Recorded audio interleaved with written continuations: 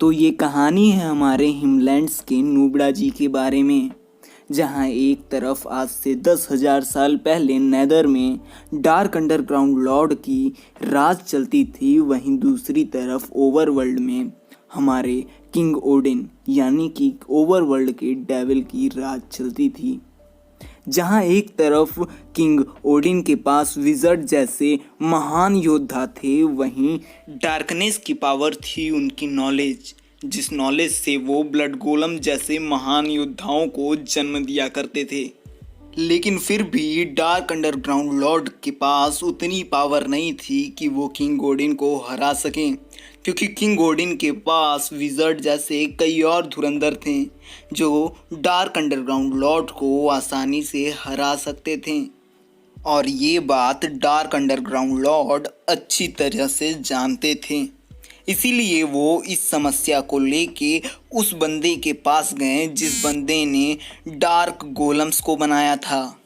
वो बंदा इतना ज़्यादा इंटेलिजेंट था कि वो किसी भी तरीके के वेपन्स को बना सकता था, किसी भी तरीके के पोर्शन को बना सकता था, और ये बात डार्क अंडरग्राउंड लॉर्ड अच्छी तरह से जानते थे।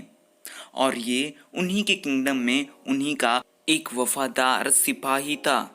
और जब ये बात उसे पता चली कि मेरे राजा को मेरी ज़रूरत है, तब वो डार्क अंडरग्राउंड लॉर्ड के पास गया। जब वो बंदा डार्क अंडरग्राउंड लॉर्ड के पास गया, तब डार्क अंडरग्राउंड ने अपनी सारी परेशानी बताई और बोला कि तुम कोई एक ऐसा पोर्शन बनाओ जिसे पीने के बाद कोई भी इंसान असीम शक्तियों का मालिक बन जाए, उसके पास अनेक प्रकार की शक्तियाँ आ जाए। ये सुनने के बाद वो बंदा अपने महाराज की आज्ञा का पालन करने के लिए अपने लैब में चला जाता है और वो कई महीनों तक अपने काम को करने में व्यस्त रहता है। और कई महीनों की कड़ी मेहनत के दम पे वो ऐसा पोर्शन बना लेता है जिसकी वजह से इंसान कई असीम शक्तियों का मालिक बन जाए। अब बात वहाँ पर आके फंसती है कि इस पोर्शन को आखिर पिएगा कौन। ऐसा कोई व्यक्ति चाहिए जो डार्क अंडरग्राउंड लॉर्ड का वफादार हो और डार्क अंडरग्राउंड लॉर्ड की हमेशा बातें माने।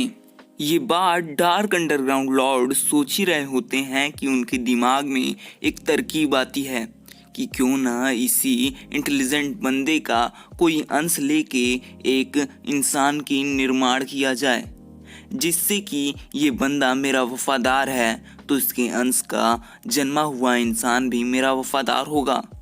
और डार्क अंडरग्राउंड लॉर्ड एक लॉर्ड होते हैं, इसलिए वो एक इंसान की रचना कर ही देते हैं और उसमें उस इंटेलिजेंट बंदे की अंश को भी डाल देते हैं, जिससे कि वो बंदा जिंदा हो जाता है और वो इंटेलिजेंट बंदे को अपना भाई मानने लगता है। और जब नुब्रा जी को वो पोर्शन पिलाया जाता है, तब नुब्रा जी के पास कई असीम शक्तियाँ आ जाती हैं। और ये बात जब किंग ओडिन को पता चलती है तो उन्हें लगता है कि कहीं ये ऐसे ही पोर्शन पिला पिला के अपनी एक आर्मी ना खड़ी कर दें, इसलिए वो बिना एक पल भी लगाए डार्क अंडरग्राउंड लॉर्ड पे हमला कर देते हैं और मौका देखते ही वहाँ से ब्लड गोलम्स को भी चुरा लेते हैं। ये बात जब लॉर्ड को पता चलती है तो वो बिना भी एक पल गवाए नुब्रा जी और उस इंटेलिजेंट बंदे के साथ किंग ओडिन के पीछे चले जाते हैं और ओवरवर्ल्ड में होती है उनकी लड़ाई। उनकी लड़ाई कुछ सालों तक लगातार चलती है, लेकिन अब धीरे धीरे डार्क अंडरग्राउंड लॉर्ड कमज़ोर पड़ने लगे थे और उन्हें भी ये बात पता चल गई थी कि कुछ ही देर में उन्हें अपने घुटने टेकने पड़ेंगे और वो वहाँ से भाग जाते हैं। कहते हैं ना, डार्कनेस किसी की नहीं होती, इसलिए वो नुब्रा जी और उसके भाई को यानी कि उस इंटेलिजेंट बंदे को भी वहीं पे छोड़ जाते हैं।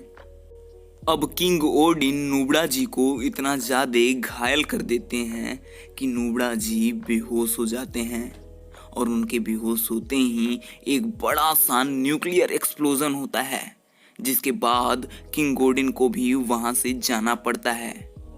और इंटेलिजेंट बंदा भी किसी तरीके से अपनी जान को बचा के वहाँ से भाग जाता है। और जब नुब्रा जी की आंखें खुलती है तब उन्हें अपनी पावर को यूज़ करना नहीं आता था और उनकी मुलाकात होती है एसजियो बाई से। इसके बाद की कहानी आप सभी लोग जानते ही हैं। अगर ये कहानी आपको पसंद आई तो वीडियो को लाइक और चैनल को सब्सक्राइब ज़रूर करिएगा। मैं हिमलैंड्स के और कैरेक्टर्स के ऊपर स्टोरी ज़रूर बनाऊंगा। तब तक के लिए गुड बाय।